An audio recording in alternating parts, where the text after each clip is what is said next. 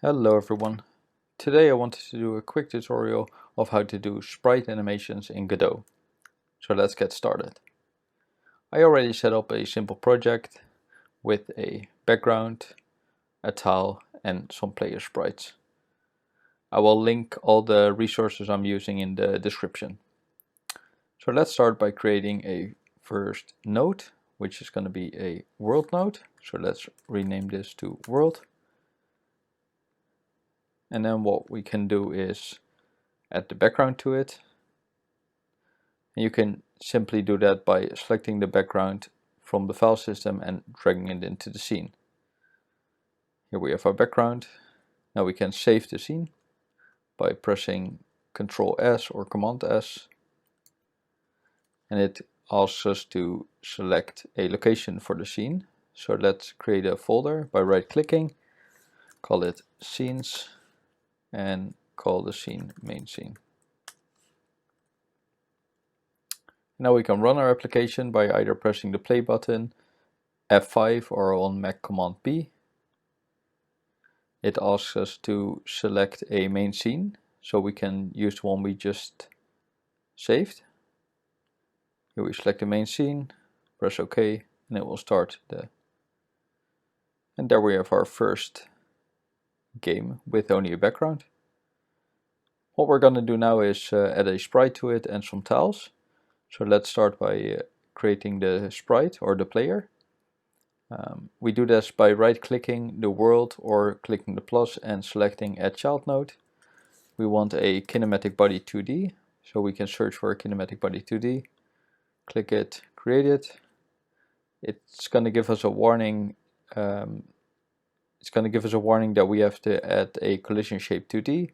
We can do that by right clicking the kinematic body, add a child node, and add a collision shape 2D. Then it's going to give us another warning that we have to give it a collision shape 2D, and we can do that by on the right in the properties of the collision shape 2D giving it a shape. Since this is the player, we can give it a capsule shape. I think that fits best, and you can see that the capsule shape is created here. What we can then do is add a sprite for the player. So we're going to add another child node. Let's add a sprite for now, and let's add a sprite for now.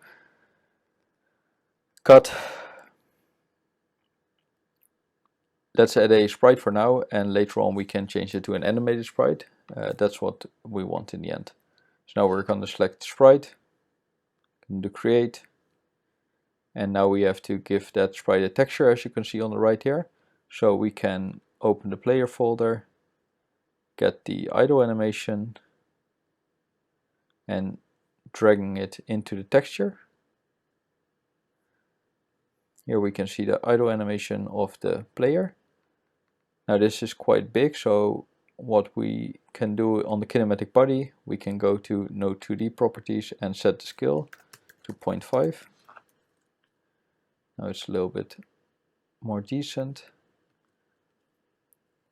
And drag the collision shape under the sprite to visualize it in front of it.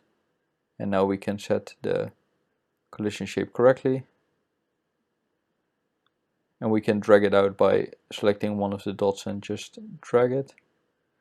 We do this so the collision shape later on falls on the tiles, because we're going to give that a static body. This looks kind of right. Make it a little bit bigger. Like this. Now save it. And now we can move the player by selecting the kinematic body and clicking the move mode or W. And then we can drag the player more in the center of the screen. And then we can play it again by pressing the play button. And now we have our sprite in the scene. Next we can add some tiles. So we can simply we can create a static body for the tiles. So we're gonna create another node, static body, 2D, select it. We have to do the same again, so it doesn't have a collision shape. So we add another child node, add a collision shape, select it. And now we have to add a shape, and we can give it a rectangle shape. Now we can drag the tile into the scene, and then make it a child of static body 2D. And we can do the same again by dragging the collision shape to the bottom. Now the tile is positioned here and the collision shape is positioned here. So what we can do is we can change the position of this by selecting this arrow. So it goes back to 0, 0. And now we can drag out the collision shape. As you can see, it's a little bit difficult. So what we can do is we can open the grid snap by selecting these buttons to make it easier. So it snaps, so it snaps to a grid. So when we then use the dots on the collision shape, it goes based on the grid. And now we have our tile. So let's call this a tile, and let's call this our player. And we can move the tile by pressing the W again and dragging it to the bottom here. Let's see where the end is.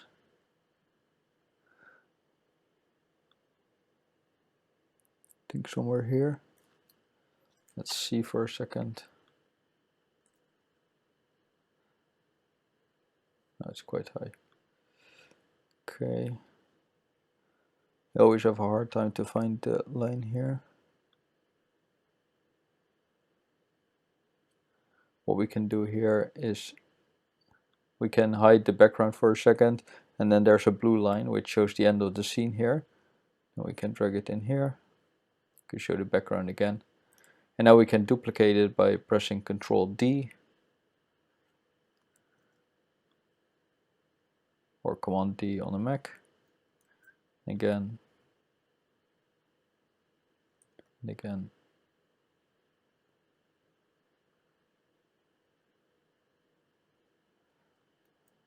Again.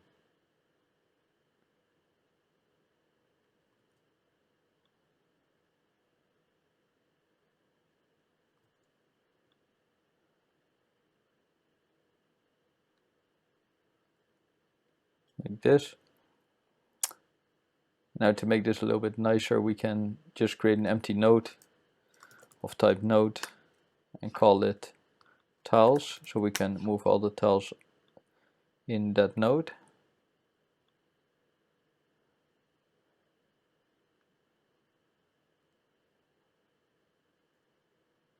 Now we can select all the tiles with Shift and move them into the tiles node. Then we can close it.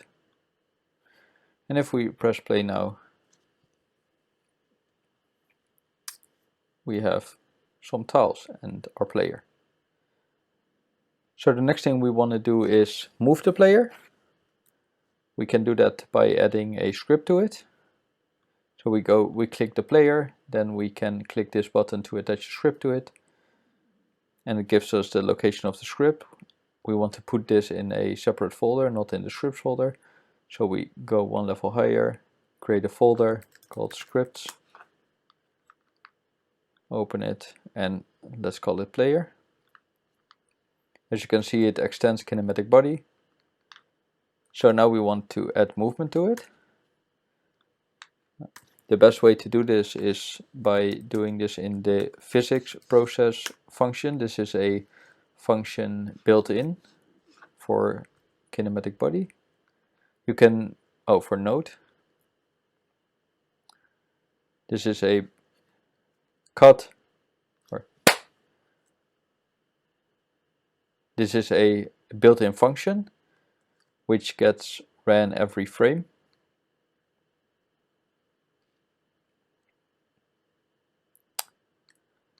And what we want to do now is we want to move the player. And if you go back to the player view, and you go to position. If I would move from 406 to 440, it moves to the right, and if I go to 300, it goes to the left. So we want to change the X position of the player to move it. So we go back to the script, and we want, if we press left, to go to the left, and if we press right, to go to the right. So we can do that by simply adding an else if statement.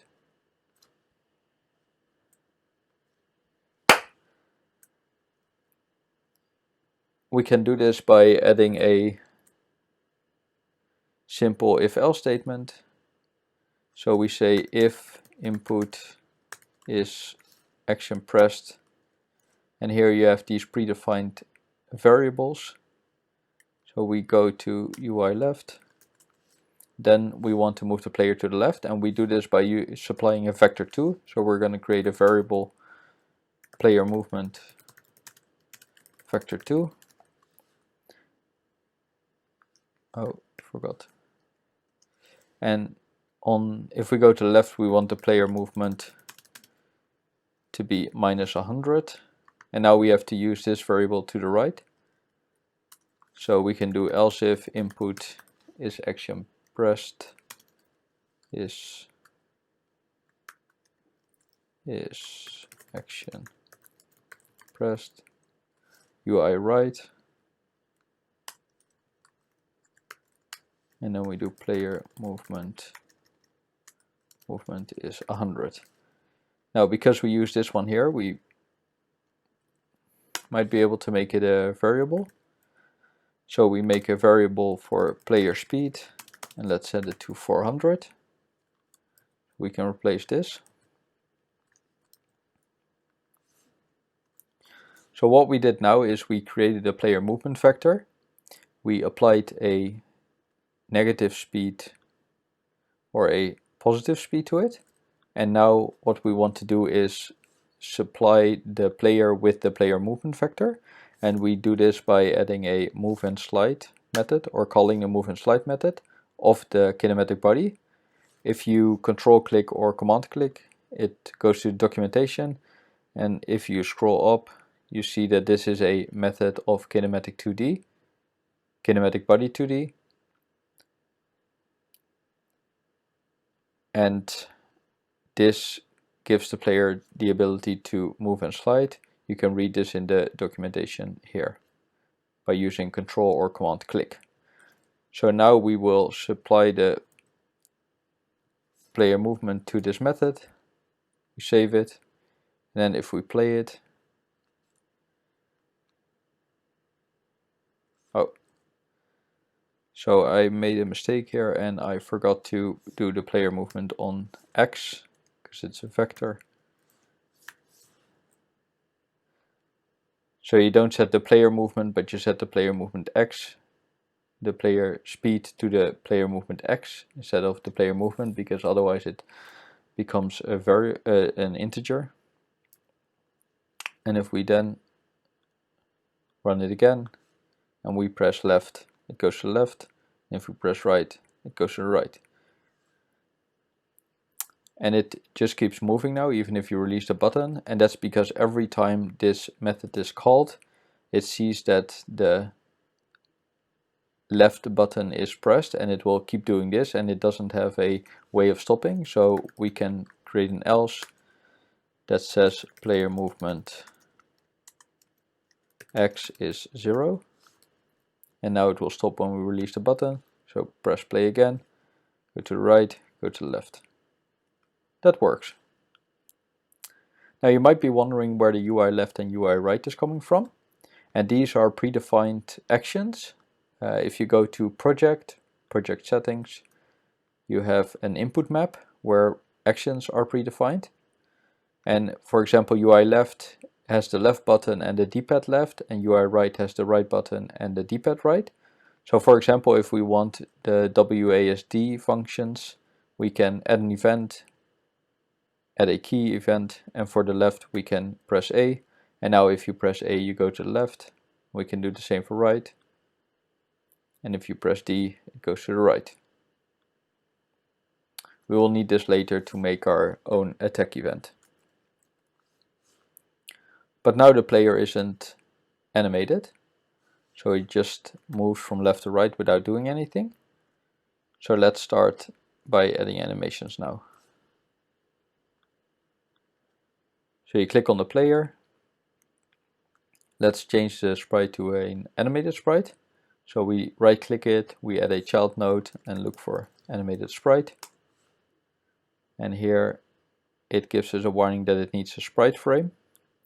We can do that by selecting the animated sprite, going to the properties of it to frames and selecting a new sprite frame.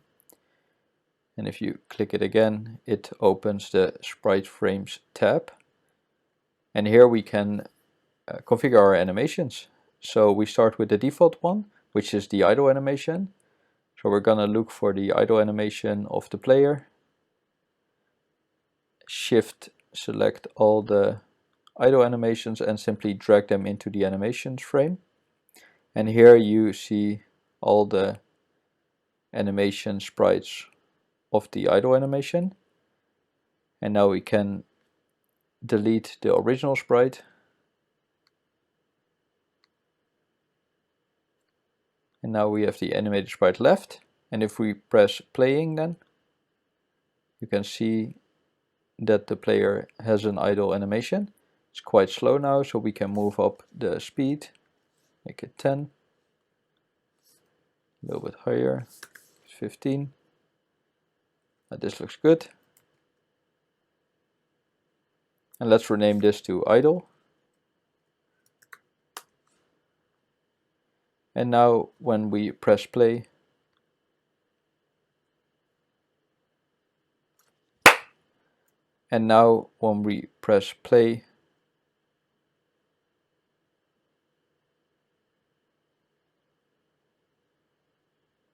it will show the idle animation and also for walking. So the next step would be to add a run animation.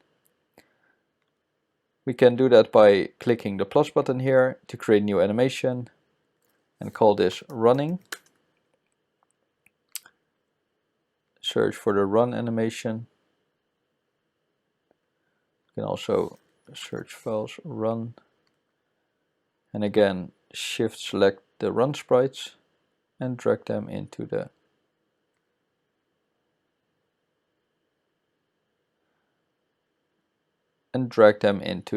sprite frames. It's a little bit slow, so let's make it 10, 20. Yeah, this looks good. Now we have to go to the animation property and select the idle animation. That's the one we want from the start. So now we have an idle animation and a running animation. And now what we want to do is when the player moves left or right, we want to show the running animation. So we go back to our script, our player script. And because we set the run animation on the animated sprite, we have to create a reference from the player to the animated sprite. So we do that by making an onReady variable. So we call it onReady var animated sprite. And we can reference it by using the $sign. And then it will give you the nodes that are child nodes of the player script, because the script is on the player node. So the collision shape 2D and the animated sprite are children of the player. So we can now select the animated sprite, and now we have a reference to it.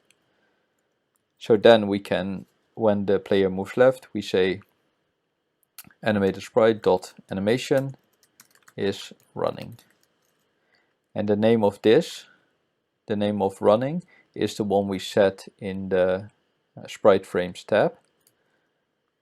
So we do this for the UI left and the UI right. So when it's moving left and right. And when it stops moving, animated sprite, we want to set it to idle.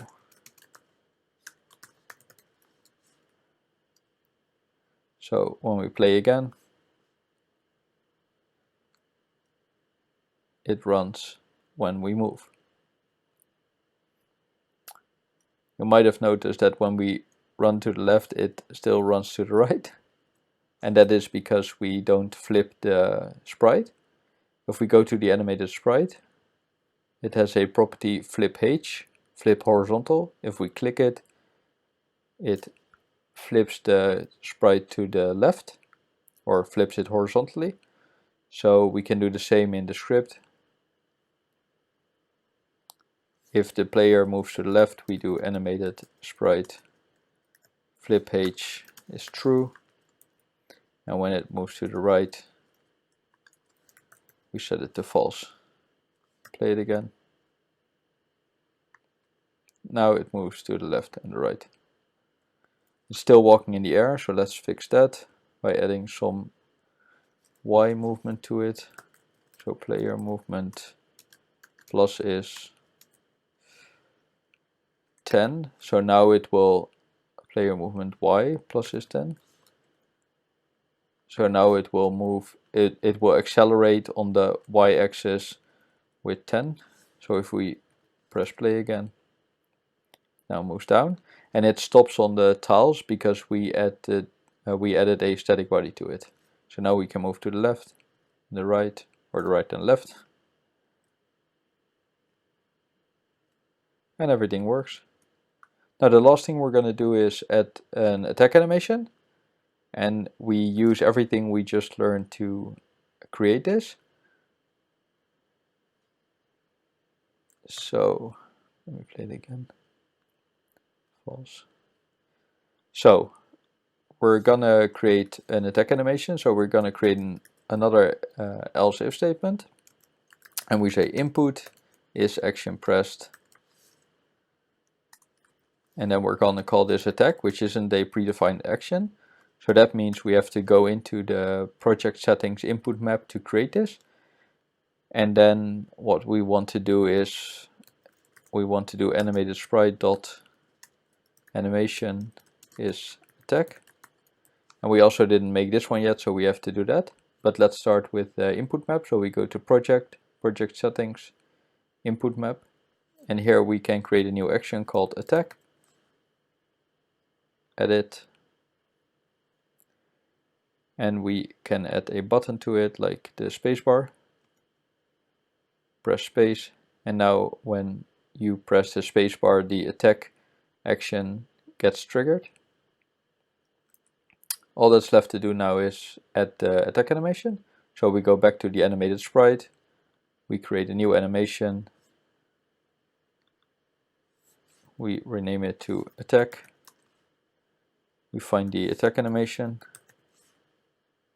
Oh, it has multiple, we want the normal one.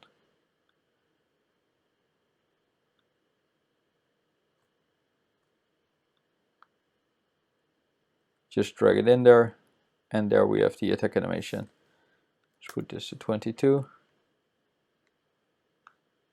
Looks good. We don't want this to loop. We want it to attack once. And now set the animation back to idle.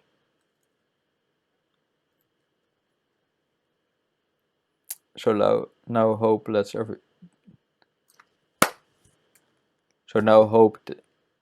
that everything works.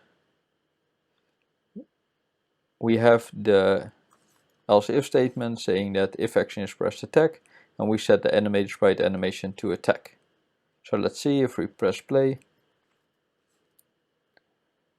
move left, move right, attack. Well, everything works. So this is an easy way to do animations in Godot. I hope you learned something. Have a nice day.